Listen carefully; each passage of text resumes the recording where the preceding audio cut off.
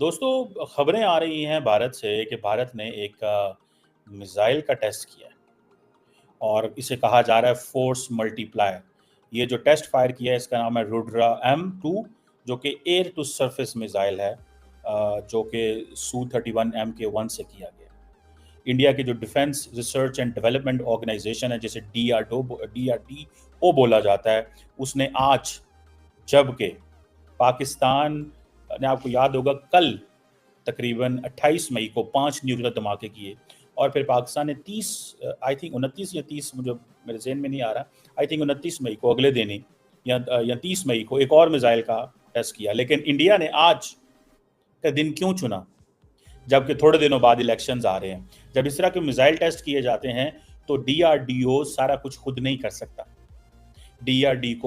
DRDO को permission लेनी पड़ती है डिफेंस मिनिस्टर से, या प्राइम मिनिस्टर ऑफिस इसमें इन्वॉल्व होता है। अब ये जो Su-30MK1 का जो प्लेटफॉर्म इस्तेमाल किया इंडियन एयरफोर्स ने, ये क्यों किया है?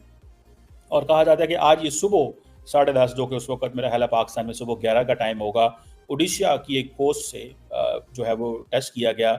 इस पर प्रेस स्टेटमेंट भी जारी की गई है। और इसका क्या मकसद है मिसाइल की? उसका मकसद एक टेक्निकल होता है। फॉर एग्जांपल जी, फ्लाइट डाटा कैप्चर करना, ट्रैकिंग इंस्ट्रूमेंट्स को चेक करना, इलेक्ट्रो ऑप्टिकल सिस्टम्स को देखना, रडार एंड टेलीमेट्री स्टेशन जो डिप्लॉयड किए जाते हैं उनको देखना, और डिफरेंट लोकेशंस में। सो ये एक टेक्निकल चीज़ें भी होती हैं इसमें, ये नहीं होता कि ऐसे नहीं होता। सो अभी इंडिया के जो डिफेंस मिनिस्टर हैं राजनाथ सिंह साहब, उन्होंने भी इसके ऊपर भी कहा, मुबारक दी है इंडियन एयरफोर्स को कि आपने बड़ा ज़बरदस्त काम किया, ये जो टेस्ट किया। अब ये जो रुद्रा M1 है, ये एक indigenously developed solid propelled air launched missile है, जो कि एयर टू सरफेस जिसका रोल है। और ये कहते हैं जी कि हम एनिमी मीन्स पाकिस्तान या चाइना, टेक्निकली पाकिस्तानी। क्योंकि एक चीज़ देखें, इंडिया अपने आप को स्ट्रेटिजिकली जब प्ले करता है ग्लोबल लेवल पे तो चाइना को दिखाता है, जब अपनी आवाम को दिखाना हो तो पाकिस्तान को दिखाता है। उसकी मिसाल मैं दे देता हूँ आप। मिसाल के तौर पर प्राइम मिनिस्टर मोदी ने एक प्रोब का इन्वेस्टिगेशन का फैसला किया है कि क्यों इंडिया पाकिस्तानी लीडरशिप जो है, पाकिस्तानी पॉलिटिशियन जो है, वो राहुल गांधी को प्रेज कर रहे हैं। फवाद चौधरी, जिनका मैंने पॉडकास्ट भी किया, मेरे podcast the Qamar Cheema podcast पे अगर जाएंगे आप तो आपको फवाद चौधरी का पॉडकास्ट मिलेगा।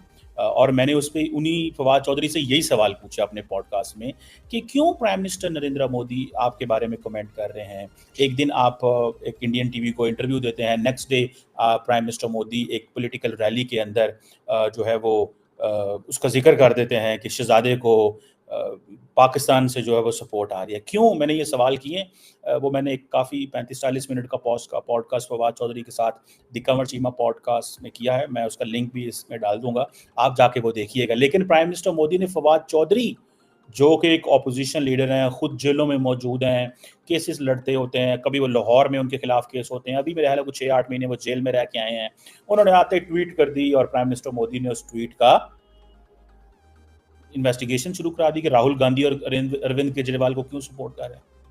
ये क्या चीज है? सो अब क्वेश्चन ये आता है, अगर फॉर एग्जांपल क्वेश्चन ये आता है कि आप देखें कि जो प्राइम मिनिस्टर नरेंद्र मोदी साहब हैं, वो इन्वेस्टिगेशंस क्यों शुरू करेंगे? कहा जा रहा है कि ऐसी कोई एविडेंस नहीं है। वो एक पॉलिटिशियन है, फवाद चौधरी एक ऐसे पॉलिटिशियन है जो कि है तो इमरान खान की पार्टी के हैं, लेकिन उन्होंने कुछ अर्सा पहले अपनी इमरान खान की पार्टी भी छोड़ी। अच्छा, जब वो पार्टी छोड़ी उसके बाद वो PTI का भी, वो इमरान खान की पार्टी का भी हिस्सा नहीं है, और वो चाहते हैं कि हमें जब इमरान खान बाहर आएंगे जेल से तो मुझे दोबारा वो अपनी पार्टी का हिस्सा बनाए। ठीक है जी। सो ये जो चीज़ है ये क्या है? एंड देन सबसे बड़ी इंपॉर्टेंट चीज़ ये है कि पाकिस्तान की इंपॉर्टेंस तो इंडिया के अंदर बड़ी कम हो चुकी हुई है। कहते हैं हम पाकिस्तान को डिस्कस ही नहीं करते, लेकिन अगर पाकिस्तान का मिनिस्टर एक ट्वीट करेगा तो इंडियन प्राइम मिनिस्टर इंक्वायरी देते हैं। अमेरिका को दिखाना हो तो चाइना, इलेक्शंस आ जाए अवाम को दिखाना हो तो पाकिस्तान। आई एम श्योर कि मेरा जो ये पॉइंट है इसमें लॉजिक ज़रूर है। और ये अब लेकिन साथ ही में अगर आप देखें कि एक तरफ ये चीज़ हमें नज़र आती है कि प्राइम मिनिस्टर मोदी जो है वो बड़ी ताकतवर पोजीशन में। एक तरफ अपोजिशन को कहते हैं कि जनाब खिंच देंगे तो इंज कर देंगे, ये कर देंगे। पर वो उनका इंटरनल मसला है, हमारा उससे कोई लेना देना नहीं है कि कांग्रेस के साथ वो क्या करते हैं या आम आदमी। मैंने इस पर कभी डिस्कशन नहीं, क्योंकि ये इंटरनल मैटर है। मैं लार्जली फॉरेन पॉलिसी इशूज़ पे बात करता हूँ। सो ये जो रुद्रा M2 है, इसका इलेक्शन से थोड़ा अरसा पहले टेस्ट करना, ठीक है जी, थोड़ा अरसा पहले, आज हो गई 29, और ये कब टेस्ट किया है? जब पाकिस्तान के न्यूक्लियर धमाके हुए हैं तब, ठीक है। So it's a sort of signalling, आप इसे सिग्नलिंग ही कहेंगे और क्या कहेंगे, ठीक है जी। और इंडिया कॉन्टिन्यूसली पिछले कुछ अरसे से, अगर आपको याद हो, इंडिया ने थोड़ा अरसा पहले मार्च में, ये हम मई में है, 2 महीने मुश्किल से गुजरे होंगे, कि इंडिया ने एक indigenously developed multiple independently targetable re entry vehicle, जिसे MIRV टेक्नोलॉजी कहा जाता है, उसका टेस्ट किया। और ये कहा जाता है कि ये इंडिया का जो न्यूक्लियर आर्सेनल्स हैं, ये न्यूक्लियर कैपेबल जो अग्नि मिसाइल सीरीज है, उसके लिए बड़ा इंपॉर्टेंट है। और इसको संस्कृत वर्ड जो है आग, फायर का नाम दिया गया, ठीक है जी। और ये एक प्रोजेक्ट इंडिया ने 1983 में शुरू किया था।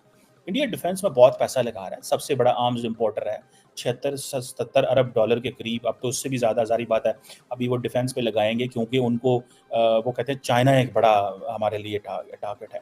अब ये जो है MIRV, ये जो अग्नि 5 के प्लेटफॉर्म से चलेगा, रेंज इसकी 5000 किलोमीटर है, ठीक है जनाब।